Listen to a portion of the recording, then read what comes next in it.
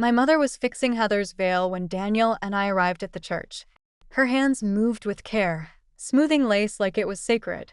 I hadn't seen that look on her face in years. Focused, glowing, almost tender. Certainly not on my wedding day. That thought came before I could stop it, so I swallowed it like I always did. Heather, my younger sister, was getting married. 29, kindergarten teacher, everyone's sunshine, the golden girl. And today, the sun was shining just for her. Daniel, my husband, leaned toward me as we found our seats. He gave my hand a quiet squeeze. 10,000's in my inside pocket, he said, tapping his suit jacket. You sure about this? I nodded. It's her wedding. He didn't say more. We'd already paid for 1/3 of the reception, but I didn't want to discuss money today. I told myself this wasn't the time. That became my mantra. As I sat down, I scanned the rows ahead. My father, Frank, was laughing with one of Heather's in-laws, looking younger than I remembered. Shirt tucked, crisp tie, straight back upright. He used to slouch. Carol, my mother, sat next to him, turning every so often to check on the altar, as if she couldn't believe today was really happening. She caught my eye once, offered a polite smile. I smiled back, then she turned away. Nothing cold, just distant, like I was someone else's cousin, not her eldest daughter. The music began. Heather walked in on Frank's arm, and Carol's eyes welled instantly. Daniel leaned a little toward me again, just enough that his shoulder pressed against mine. I don't think he meant anything by it. Maybe he just knew. The ceremony was short, sweet, traditional. Heather cried at the vows. Ryan, her new husband, choked a little too. They looked happy, radiant even. As they kissed, the guests clapped and stood, some already pulling out phones. I clapped too. My palms felt stiff. I hadn't expected to feel so out of place. But watching my parents glow, shine, and beam, as if nothing else in the world mattered but this moment, it hit harder than I'd thought. I told myself I was being sensitive, that I was overthinking. Still, I couldn't help but wonder, did they ever look like that at me? The reception was held in a converted barn. Strings of white lights, mismatched wooden chairs, lavender tied to every napkin. It was tasteful, expensive, and well-organized. I knew because I helped organize it. Not that anyone mentioned that out loud. Dinner passed in a blur of polite conversation. Daniel chatted with Ryan's uncle about real estate. I picked at my chicken. My parents were seated at the long head table beside Heather and Ryan, beaming like royalty. I stayed 2 rows down with Daniel, smiling when someone looked our way, nodding when Heather glanced over. Then came the toasts. The best man, one of Ryan's college friends, kept it short and full of inside jokes. Heather's maid of honor, her childhood best friend, cried halfway through hers. Then my mother rose, holding a champagne flute with both hands. My father stood beside her, clearing his throat. Thank you all, my mother began, tapping her glass once. We're so grateful to see so many of you here to celebrate our beloved daughter's wedding. Beloved. It hit like a pin under my rib. She's always brought joy into our lives, Frank added. Always been full of light. Daniel's hand slipped over mine again. I smiled tightly and nodded the same way I had smiled through my own wedding dinner when Mom had stood up and merely said, "We're glad Martha found someone." But now they were practically glowing. My mother reached into her clutch and pulled out a small stack of papers. Sorry, Ryan and Heather, she corrected herself with a laugh. Your father and I wanted to give you something meaningful, something to begin your life together. She held the papers up. We're giving you the family home. The words dropped like a stone in a silent room. Then applause, cheers, clinking glasses. People stood to clap. Heather covered her mouth with one hand, eyes watering. Ryan looked stunned. I felt nothing at first, not even shock. I just stared. Daniel went rigid beside me. The house. That house.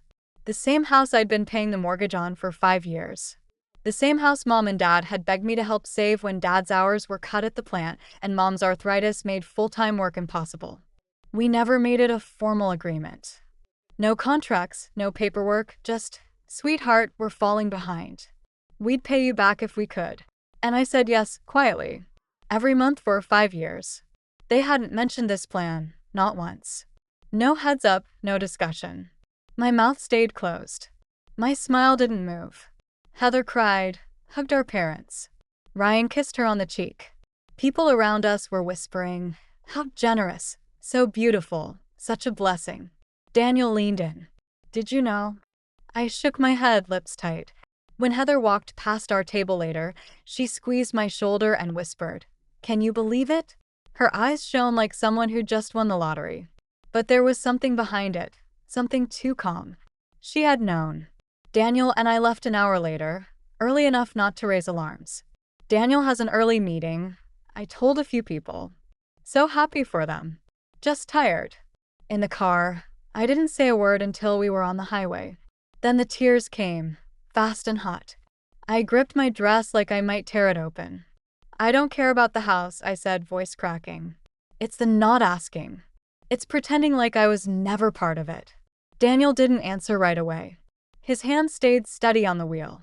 "You were more than part of it. You carried it. They just didn't want to remember that."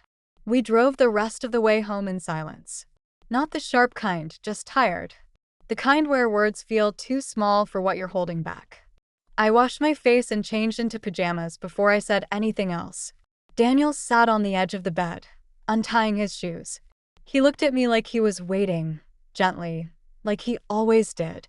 "They didn't even hesitate," I said finally. "Just stood up there and gave it away like I was a footnote." He didn't interrupt. He knew better than to rush this kind of grief. I sat beside him, the fabric of my robe soft between my fingers. "It's not just the house," I whispered. "It's that they didn't even think it might hurt me." Daniel placed his hand over mine, warm and steady. And that's when the rest of it started tumbling out. I told him about my graduation, how Mom handed me a card with $50 and said, "Spend it wisely." How 2 years later, Heather got a silver Honda with a big red bow in the driveway. "She's just starting out," they said, like I hadn't been. I told him about my 21st birthday, how Mom and Dad said they couldn't come to dinner because Heather had a volleyball game. Not a championship, just a game. And they'd already promised her. I remembered things I hadn't let myself remember. The way Dad always answered Heather's calls on the first ring, but let mine go to voicemail. The time Mom skipped my promotion dinner to babysit for Heather's dog.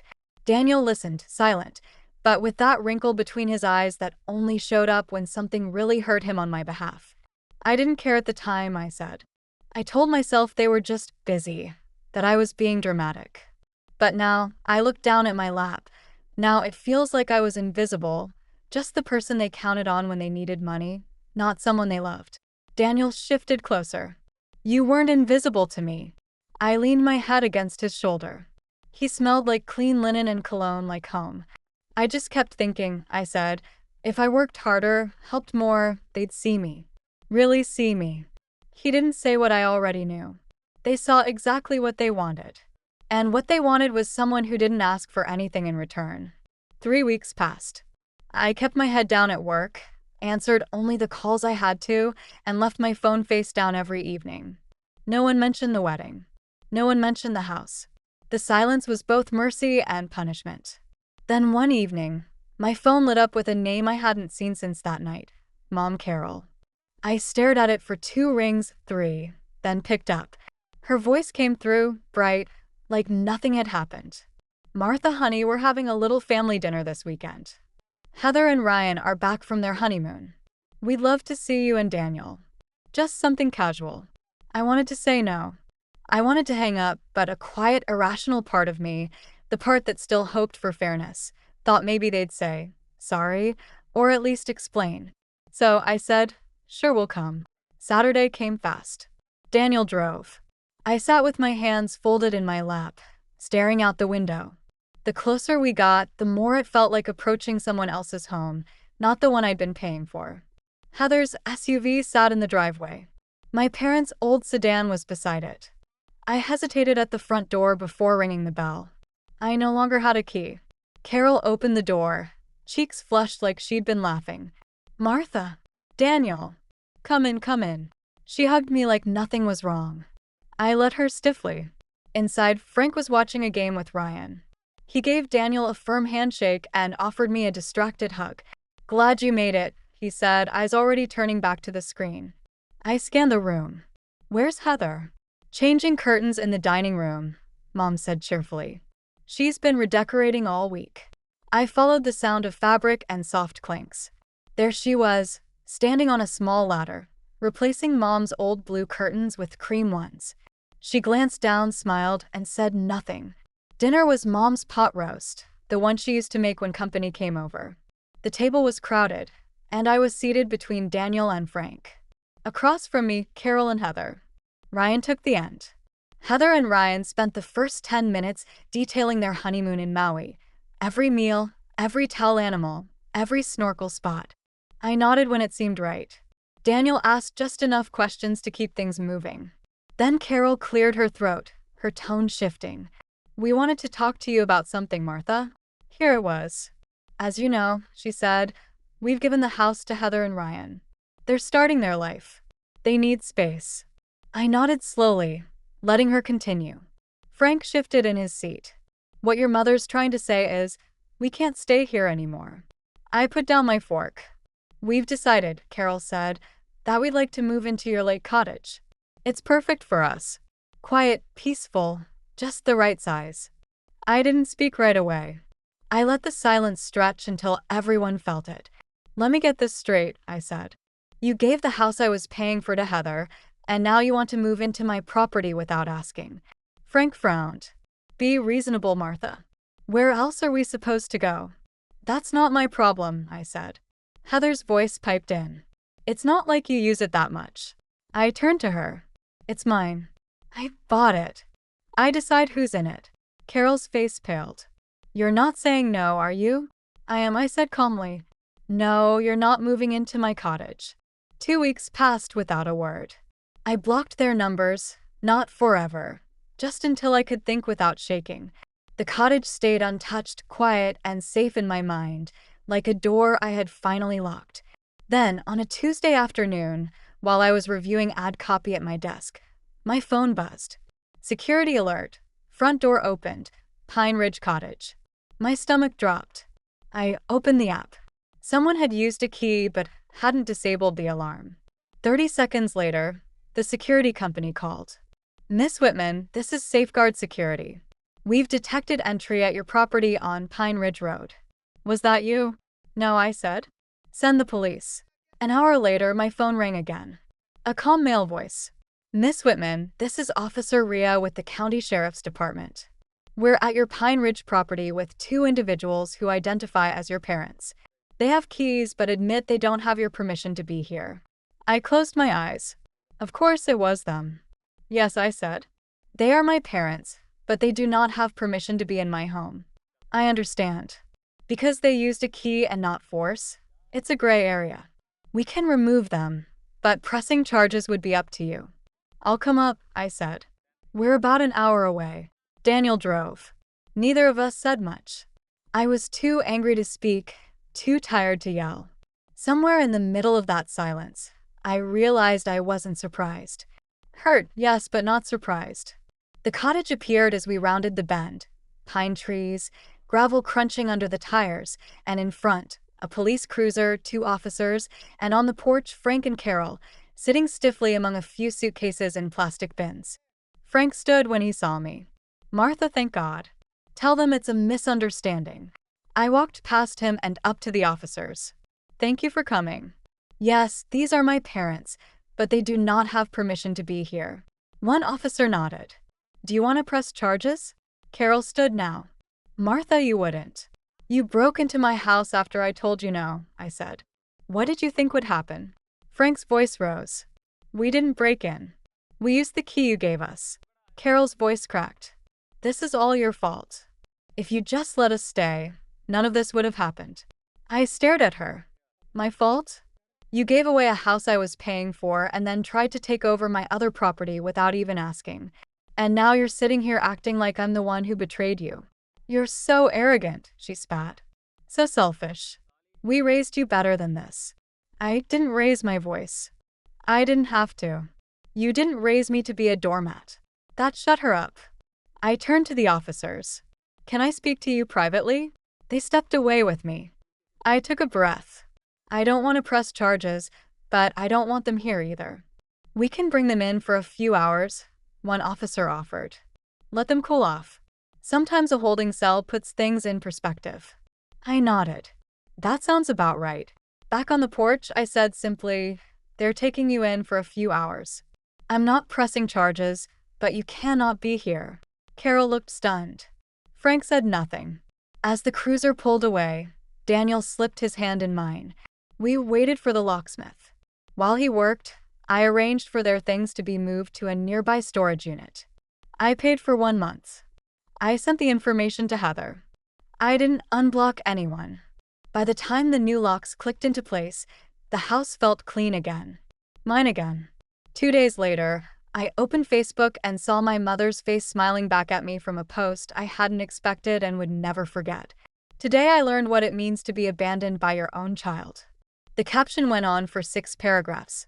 How she and Frank in their golden years were cast out like unwanted pets. How I, their eldest daughter, had called the police and had them removed like criminals, leaving them with nowhere to go, no roof, no compassion. The post was public. There were already dozens of comments, some from old neighbors, some from family, some from people I hadn't seen since childhood. I can't believe she'd do that to you. So many kids these days have no sense of duty. That girl always was cold, even in church. I sat there, staring at my screen, letting the bile rise slowly, steadily, until Daniel leaned over and read it with me. Are you going to respond? He asked gently. I didn't answer right away. I just opened a blank status and started typing. Since my mother has chosen to make our private conflict public, I feel I need to share a few facts. I wrote carefully, not with anger but law. But clarity. I listed how I had paid the mortgage on their home for 5 years.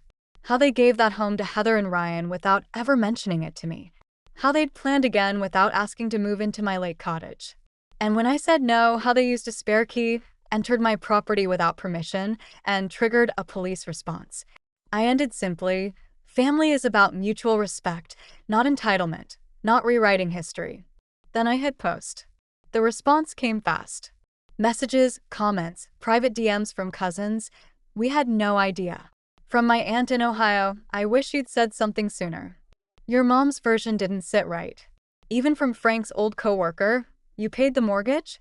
Then she gave the house away? Jesus. The shame didn't lift, but the weight shifted. I wasn't vindictive, but I was done being silent. 3 days later, my cousin Linda called. I just thought you should know, she said, her voice low.